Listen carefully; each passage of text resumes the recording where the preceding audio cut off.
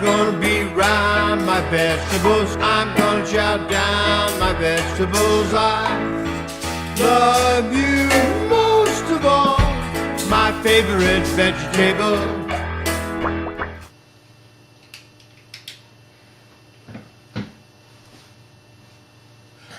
I'm going to demonstrate the use of a tagine to prepare dinner, tagine in the style of the Moroccans, and I'm going to go through each of the steps. This is something, there is really no special recipe. You kind of throw in whatever you feel like, and I'll be demonstrating that. Tagine is this cooking pot that has a nice bottom that you can put on a fire or in the oven, and then it has this nice top that takes all of the moisture as it's coming from the slowly cooking food and then drips down on it. So it's continually dripping through, keeping the food nice and moist and allowing a very low temperature to cook the food over a long time. Here is some of the food I'm going to put into today's tagine, and we'll start down here. I've got some nice lamb shoulder. One of the nice things about this kind of cooking is you want to use the cheap cuts of meat. Then in the background we have some garlic. We've got various types of leaf vegetables, mustard, greens. Let's see, got some cabbage, some parsnips, turnips, Brussels sprouts. Got some lima beans, some peas, and I think I'll throw in some various flavorings like green onions and celery, and probably throw in some cilantro, some cumin, maybe some cinnamon, and all these things will wind up in one nice big yummy dish. Start with, I'm going to saute some onions and some garlic. Throw a little bit of chopped garlic here, and I like garlic, so maybe a little bit more. Oh, and you know what? I've got some chopped up peppers here already. Let's throw those in too. Like I say, with tagine cooking, you can use anything that you have lying around. While the onions and garlic and pepper are sauteing, let's take something else here that makes tagine cooking very good. One of the most common spices used is cumin or cumin, and one of the things that you can make cumin taste a little bit better is you take the cumin seeds and you toast them for a little bit. So let's go ahead, and I've got the skillet going here at a nice warm temperature, and we'll just let these things toast till they get nice and dry, and it adds to their flavor. Hey, these onions and peppers and garlic look like they're coming along very nicely.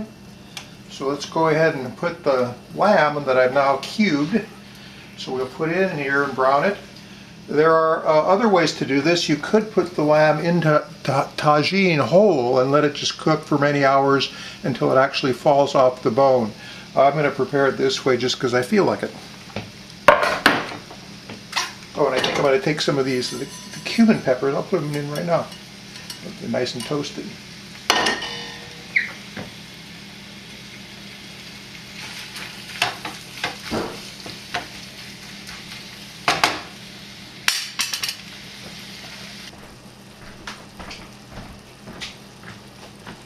The lamb is looking pretty nice and browned right now, so I think I'll go ahead and start by putting in the next layer, and that will consist of turnips, parsnips, and a new vegetable I've never used before, baby kohlrabis, which are kind of cute.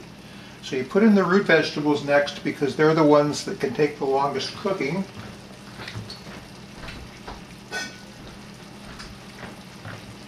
Now I'm going to put the lid on and turn the heat way down and go prepare some other vegetables. By the way, one of my many fans commented on my tomatoes video saying that I took too long showing me slicing the tomatoes.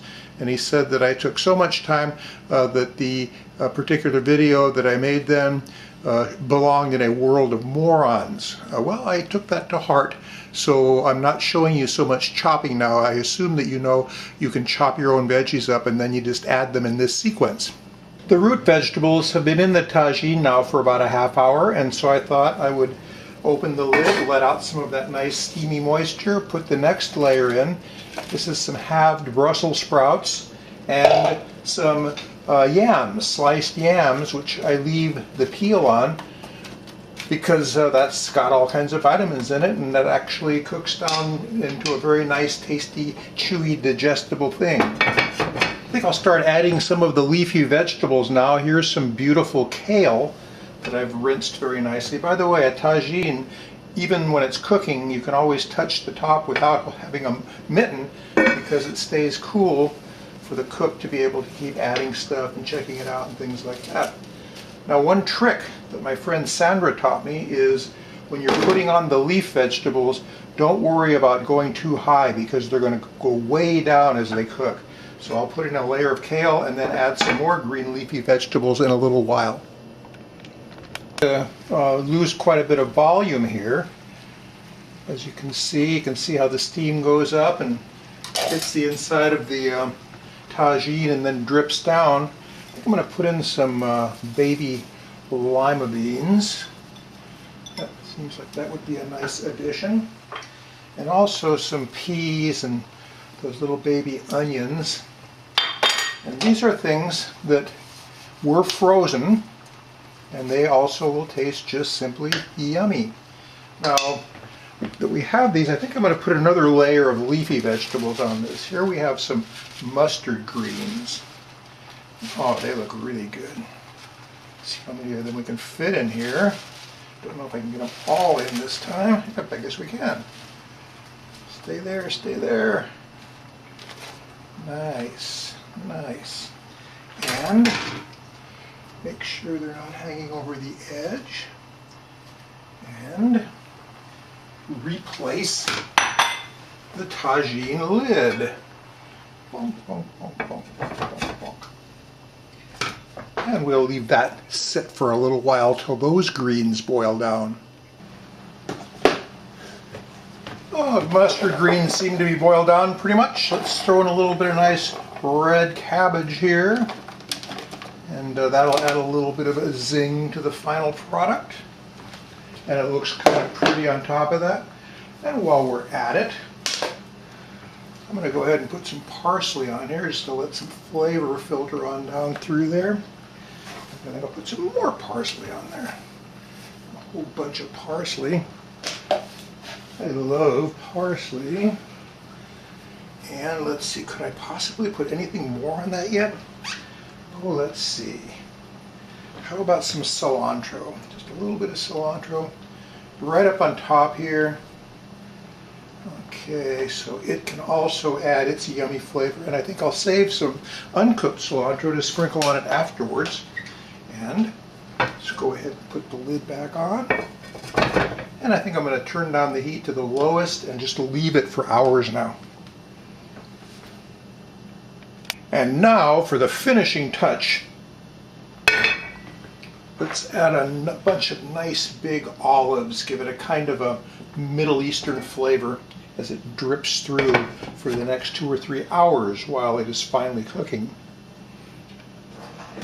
I'm just going to check the liquid. Oh no, it's beautiful. fine. It's perfect. There's about this much water in there. Okay, I have you on camera now, Sandra. Would you Oh. like to explain tagine cooking? Well, let's see. Tagine cooking. Well, You want to move it out so we can see it, or is that okay, is it too well, awkward for you? this is a tagine dish, and I need to have some hot pads. I'm going to be burning myself. Anyway, this is a tagine dish, and tagine is the national dish of Morocco, that and couscous. And tagine they eat every day, in different forms. And they get up in the morning and the women like put something together in a pot like this and they put it on charcoal and it cooks all day until they have the family meal. Then they have couscous on holidays. Anyway, so this is the tagine, and principle is that you saute all the vegetable, all the meats and onions and garlic and olive oil on the bottom of the pan, and then you layer some meat, and then you layer vegetables on top. And you can use any kind of protein. You can use lamb or chicken or beef or pork or fish. I mean, Morocco, you need a lot of camel. So you have camel tagines. We don't do that. I couldn't find one. Yeah, that's real rare in the States. And then you layer all your vegetables and put lots and lots of spice and put the lid on and let it cook for 2 hours on a low stove. Okay, I'm on. So basically, we have this beautiful table that was set by Carol Georgie, and they have all these really nice Swedish things here, a little Swedish horse, and they have a little Swedish figurine here from Christmas, and an orchid, and so it's all, I call that like country Swedish. Anyway, so you put the tagine on the table. You always want to present it like this. So, and have all your guests sit down, and then you kind of like have this moment of like, voila, and you reveal the tagine, and everyone goes ooh and ah, and then you take the lid away and serve it up. Oh, okay, well let's put the lid here. Okay. And it's heavy, it's ceramic, it will break.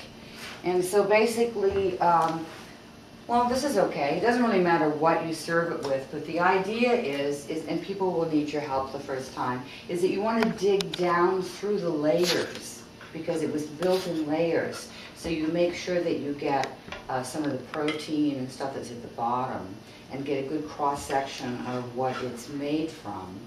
And then you make sure they get some sauce, and that's it. Perfect. I have my poor old Earth flag, like our Mother Earth, has seen better days, has been abused, is kind of tattered and torn, and this probably is the best reason why we need to malama Mother Earth. And we